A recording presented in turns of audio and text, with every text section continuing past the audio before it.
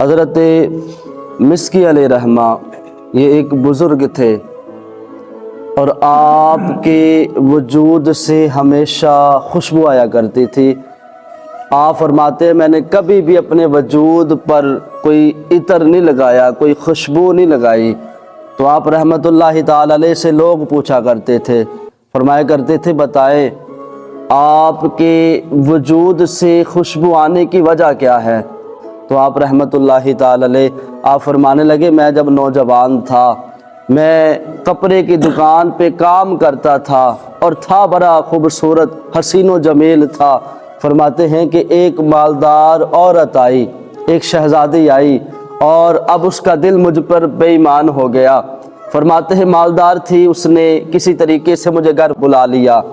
فرماتے ہیں کہ جب مجھے اس عورت نے گھر بلایا اب دروازے کو بند کر دیا اور مجھ سے کہا کہ منہ کالا کرو، میں تمہارے ساتھ برا کام کرنا چاہتی ہوں۔ تو حضرت مسکی علیہ رحمہ فرماتے ہیں کہ اے عورت اللہ کا خوف کر، تو کیا کرنا چاہ رہی ہے؟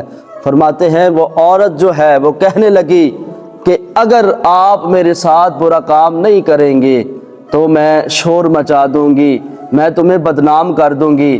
تو شیخ فرمانے لگے جب چاروں طرف سے دروازے بند ہو گئے تو آپ رحمۃ اللہ تعالی علیہ فرماتے ہیں میں نے اس سے کہا بی بی میں نے پیشاب کرنا ہے، مجھے اجازت دو، میں ابھی آ جاتا ہوں۔ آپ رحمۃ اللہ تعالی علیہ فرماتے ہیں کہ جیسے ہی میں پیشاب کرنے کے لیے اندر گیا میں نے پخانہ کیا اور اس پخانے کو اپنے سارے وجود پر مل لیا۔ کریم محبوب صلی اللہ علیہ وسلم نے فرمایا کہ جب کوئی عورت تمہیں گناہ کی دعوت دے اور ہے بھی وہ حسین و جمیل، ہے بھی وہ خوبصورت، اور تم اللہ کے خوف کی وجہ سے گناہ کو چھوڑ دیتے ہو، کل قیامت کا دن ہوگا رب تبارک و تعالی اپنے عرش عظیم کا سایہ عطا فرمائے گا۔ تو شیخ فرماتے ہیں کہ جب چاروں طرف سے دروازے بند ہو گئے فرماتے ہیں تو میں نے پخانہ کیا، پخانہ کر کے اپنے وجود پر مل لیا۔ فرماتے ہیں میں جیسے ہی باہر آیا تو وہ عورت مجھے دیکھ کر کہنے لگی کتنے گندے آدمی ہو، دفعہ دور ہو جاؤ یہاں سے۔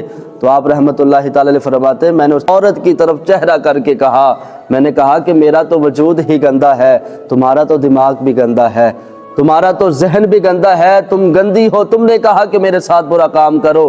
تو آپ رحمۃ اللہ تعالی علیہ فرماتے ہیں میں جب باہر آیا میں کنویں پہ گیا، جا کے میں نے اپنے وجود کو دھویا، کپڑوں کو دھویا۔ فرماتے ہیں میں گھر گیا، میں نے رب کا شکر ادا کیا۔ فرماتے ہیں شکر ادا کرنے کے بعد میں نے نماز ادا کی، نماز ادا کرنے کے بعد لیٹ گیا۔ آپ فرماتے ہیں خواب میں حضرت یوسف علیہ السلام تشریف لے آئے اور فرمایا کہ بیٹا سینے سے لگ جاؤ، تم نے نبی کا امتی ہو کر وہ کام کیا ہے جو میں نے نبی ہو کر کام کیا تھا۔ آپ رحمت اللہ تعالی علیہ فرماتے ہیں لوگوں حضرت یوسف علیہ السلام نے اپنے مبارک ہاتھوں کو میرے جسم پر پھیرا، خدا کی قسم ہے کبھی میں نے وجود پر خوشبو نہیں لگائی، یہ خوشبو جو ہے جناب حضرت یوسف علیہ السلام کے ہاتھوں کی وجہ سے ہے، یہ خوشبو جو ہے یہ گناہ کو چھوڑنے کی وجہ سے ہے، یہ خوشبو جو ہے کریم محبوب صلی اللہ علیہ وسلم کی مبارک اداؤں پہ عمل کرنے کی وجہ سے ہے۔